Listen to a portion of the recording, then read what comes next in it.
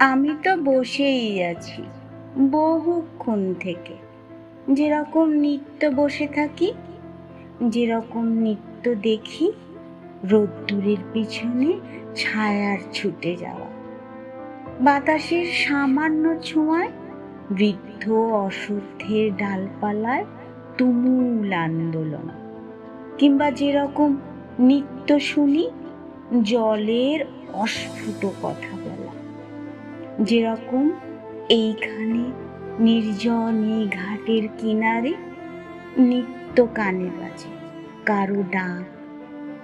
আজও সেই রকম বসে আছি বহুক্ষণ থেকে, কিন্তু তুমি আজকেও এলে না।